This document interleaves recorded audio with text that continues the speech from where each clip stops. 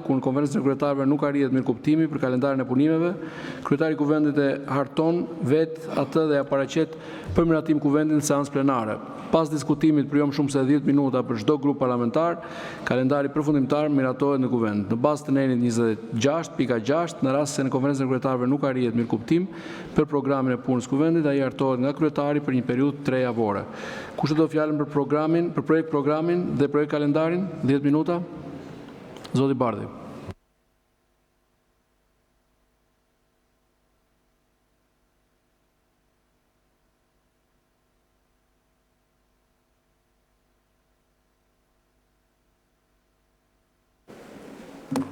Faleminderit zoti kryetar.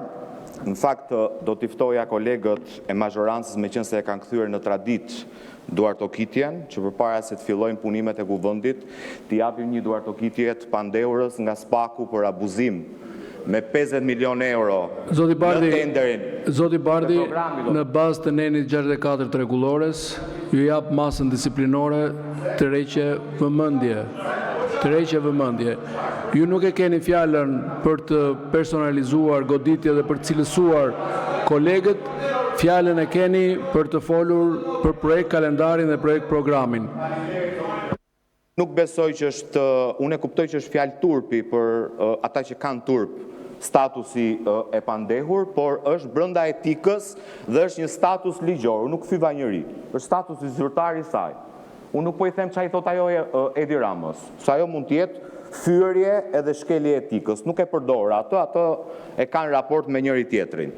Tani, për të kaluar tek programi dhe kalendari i punimeve, po, zoti kryetar, ne kemi votuar kundër në konferencën e kryetarëve, sepse ju nuk doni të flitet as për buxhetin, sepse dhe referimi që u bë këtu është një mashtrim publik për pensionistët shqiptar, si kundër propaganda juaj për rritje pagash është një mashtrim, sepse qëllimi vetëm i këtij buxheti dhe paketës fiskale të cilëve i keni lënë deputetëve vetëm 24 orë kohë për të diskutuar, është që ju t'i falni bizneseve në borrin e Edi Ramës 2 miliard euro detyrime ndaj shtetit shqiptar.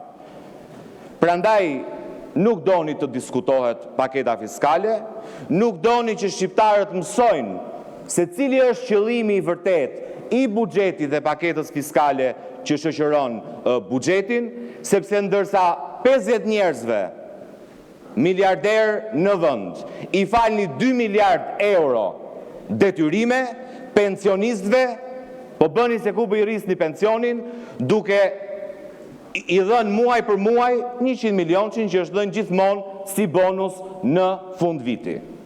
Prandaj dhe në shkelje totale të rregullores kuvendit, pa miratuar një kalendar të veçantë për shqyrtimin e paketës fiskale, në kundërshtim flagrant me Kushtetutën e Republikës Shqipërisë, qeveria solli projekt buxhetin pa ligjet financiare që e shoqërojnë atë, siç e detyron Kushtetuta dhe rregulloria e Parlamentit. Dhe 2 javë pasi kishte filluar diskutimi i buxhetit, vetëm të premten e javës shkuar, qeveria solli 8 projekt ligje si pjesë e projekt ligjeve që shoqërojnë buxhetin e shtetit.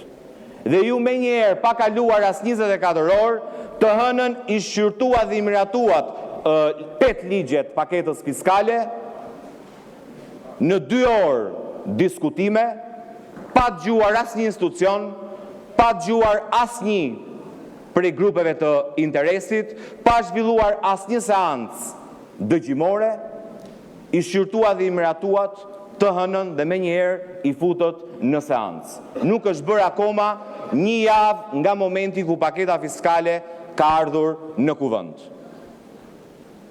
Unë e kuptoj që kartonat këtej do ngrihen jeshil e kanë lexuar apo se kanë lexuar paketën fiskale.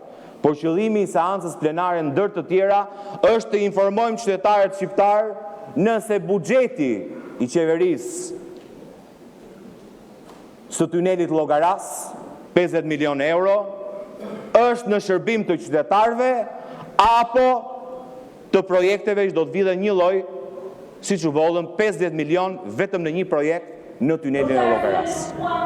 Dhe kemi detyrim ne deputetët të informojmë qytetarët shqiptar që 70% e buxhetit të investimeve shkon për njeriu që është marrë i pandehur nga SPAK-u për abuzim me tenderat publik. Se nga 140 milion e rriti me një të rënd lapsit, se kështu kishte një ndjesi, 50 milion euro.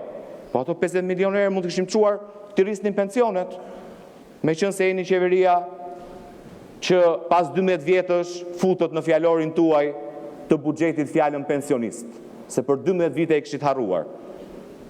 Ato 50 milion janë gjysma e fondit që ju keni vendosur në dispozicion të pensionistëve. Pra 2 projekte të Belinda Ballukut është sa që janë, që vjell Belinda Balluku, është vlera e barabartë me atë që kemi vënë në dispozicion për rritjen e pensioneve. Dhe kjo është arsyeja pse ju doni ta kaloni me urgjencë.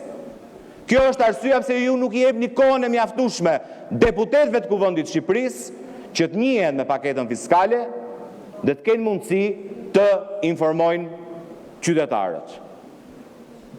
Dhe na ftoni ne pastaj të miratojmë për kalendarin, për ligjin që i shqyrtojmë sot, i keni futur në kalendarin që fillon 1 dhjetor. Prandaj, zoti kryetar, ju a kam thënë edhe dje në mbledhjen e konferencës kryetarëve, kjo është përgjegjësi e juaja e drejtë për drejtë. Ju keni dalë tërësisht jashtë rolit tuaj si kryetar i Kuvendit të Shqipërisë. Ju nuk njihni më as kushtetut, as rregullore të Kuvendit, njihni vetëm porosi politike dhe jeni duke cënuar në mënyrë flagrante rregullat e bashkëjetesës mes palëve në këtë sallë. Është kjo rregullore, zoti Beleshi, që na garanton ne rregullat se si do duhet sillemi në këtë sallë. Një ligj i zakonshëm nuk mund të shqyrtohet në këtë seancë plenare pa u përmbush 2 javë nga momenti i depozitimit.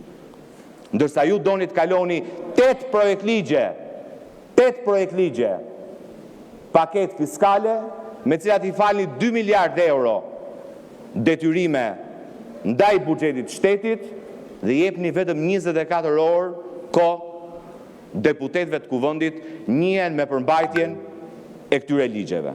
Në komisionin parlamentar i kemi kërkuar ministrit financave të bëj publike se kush janë përfituesit e ligjit në fjalë.